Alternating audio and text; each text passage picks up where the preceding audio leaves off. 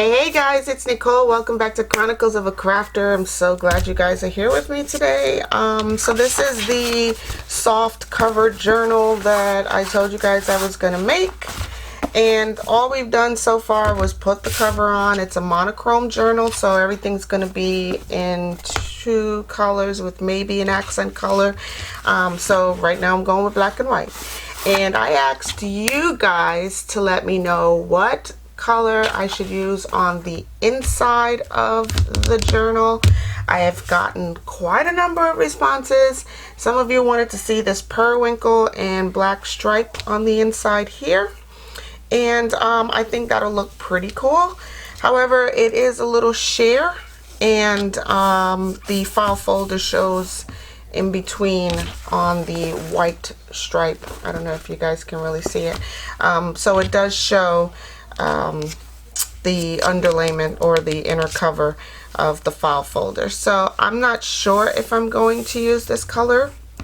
I may use the black felt, which is this. It's a solid piece. It's not transparent at all, like you really can't see my hand underneath there. And if I were to place this down in here, I know I can get a fairly decent straight piece without having to worry about patterns or directions or, you know, anything like that. I also went ahead and cut away this black and white one. This is a gingham or plaid pattern, or it's more plaid than gingham, and I kind of like this a lot. It's a little difficult to get it straight and make sure these lines are straight, but I think I can probably get away with this on the inside here.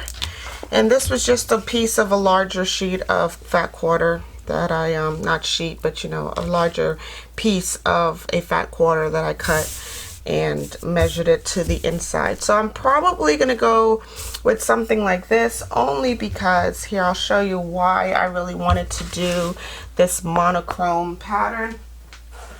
I have all of these ribbons that I want to use somewhere in here, and I think that I even have a larger pattern than this. So this is just some gingham, black and white gingham ribbon.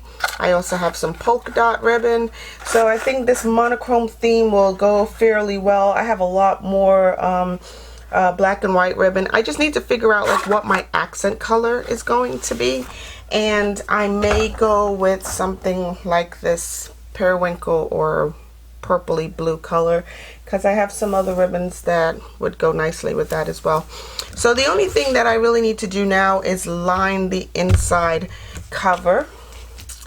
So I think I am naturally drawn to this black and white, and I'm just going to make sure like it doesn't clash too much with the outside.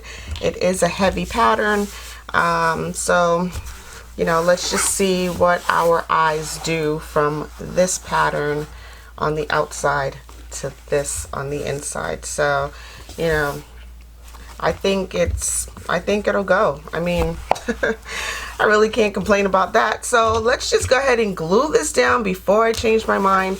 The only other thing I've done was I ran a stitch mark all the way around the outside of the cover with my sewing machine. So there's that little stitch mark right there. And I'm just gonna go ahead and go for it with this plaid black and white on the inside.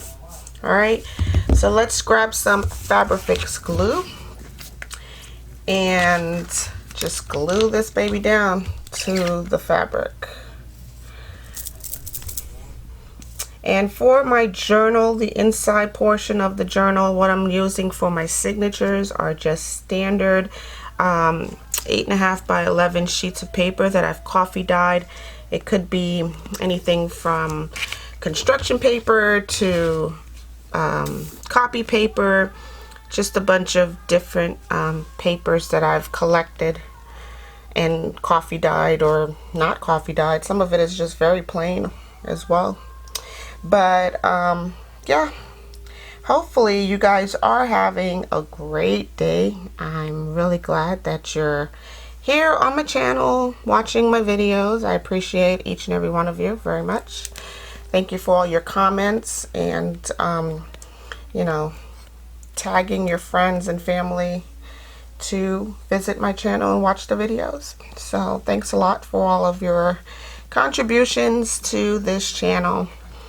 I do love playing with paper and glue and scissors, and so it's just a treat for me to be able to have some fun on a daily basis. I hope you guys do as well, because every day can be a crafty day.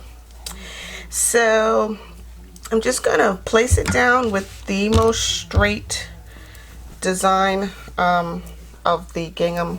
So I'm just gonna get it placed down here at the very top with the straightest line possible, and I am going to pull it so that it stretches all the way across and the plaid stripes are straight.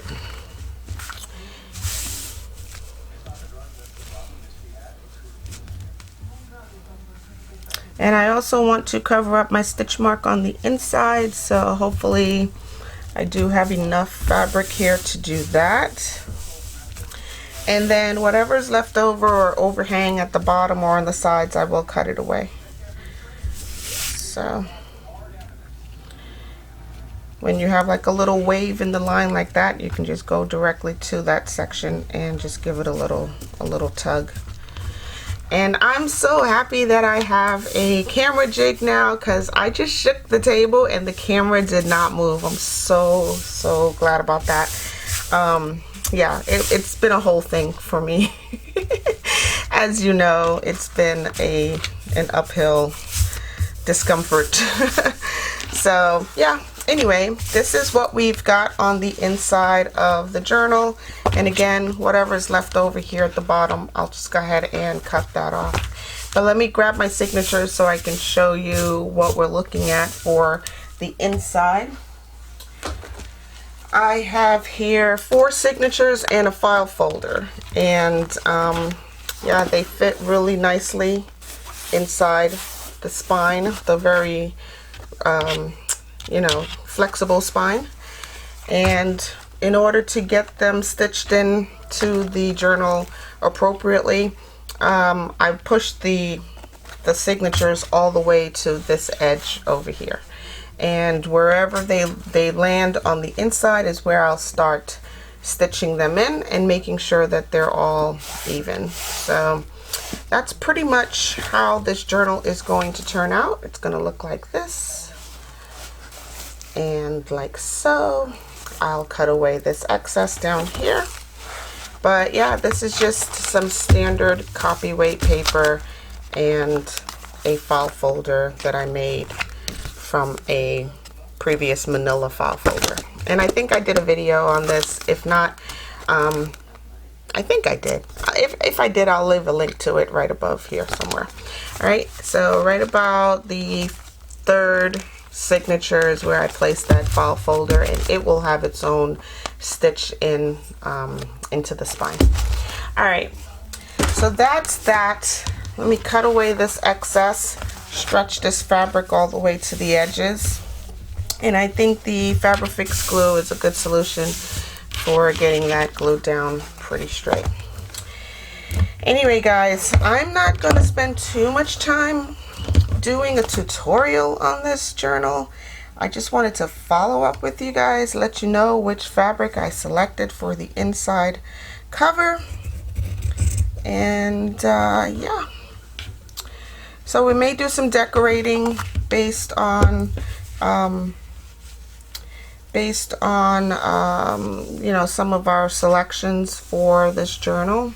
I may decorate some of the pages of each signature on camera just to have some ephemera to go into this very, it's selective, it's a selective design. So yeah, and as I see here, I'm gonna have to cut on this line down here.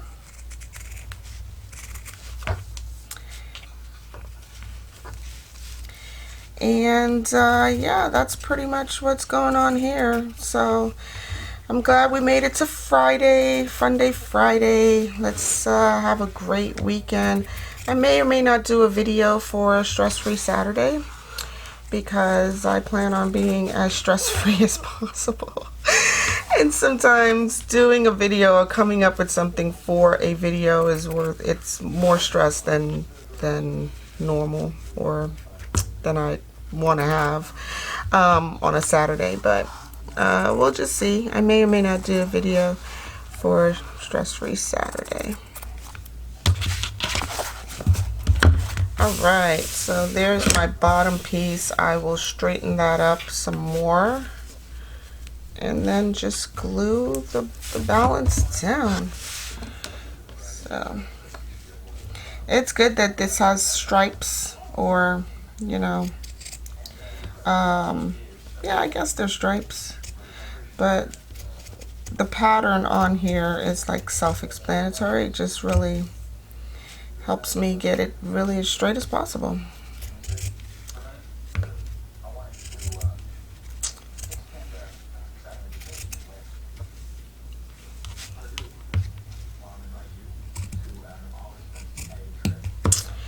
So yeah, Dolce's doing fine. He is in his little corner asleep as usual. And I hope you guys enjoyed that little cameo of him yesterday, or whenever I posted that video. I think it was Wednesday. But yeah, he's doing great. Oh my goodness. Oh my goodness. You should see him. Hang on. I have to take a picture of this. Well, I took my camera down just to show you that Dolce is sound asleep over here in the corner. I mean, totally upside down, tongue hanging out, and he's completely asleep over here. This is his life. He just sleeps in the corner all the time. Alright guys, so I've glued down the inside cover nice and neatly, and oh my goodness, my phone is going nuts. Let's see what's happening. Alright. So yeah, I've glued down the inside cover, and really quickly I just want to share something with you guys. So this is my this is my best friend that I was telling you about, my nail tech. Yeah, she just sent me her logo, so now I can make her that punch card with her actual logo in the middle instead of a picture of my fingernails. Yeah, so this will be great. I can do that punch card for her with her logo. Isn't that awesome? Anyway, her shop is called Anita's Beauty or Beauty Bar, Nails and Beauty. But yeah, I think that's gonna look really cool on a punch card. Even this one, like, yeah.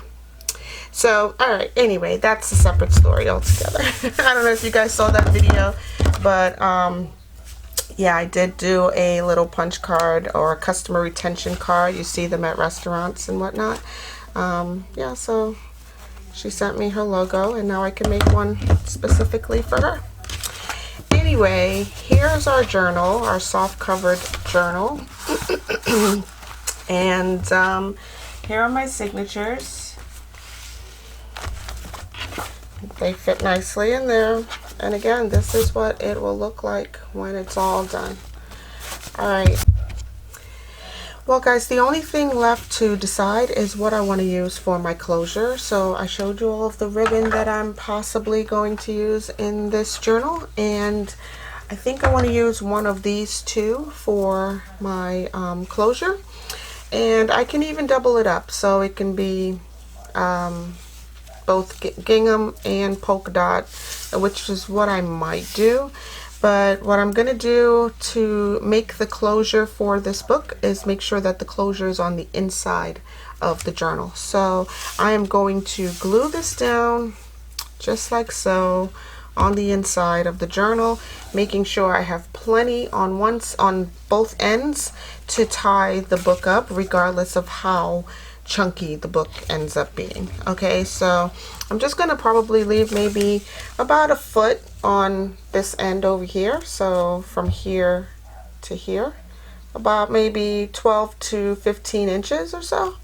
And I'm gonna glue this directly down on the inside of the journal so that it's sort of hidden, but it still holds the book closed when it's closed. Alright, so yeah, it'll probably be these two ribbons, and it'll make a really cute tie off.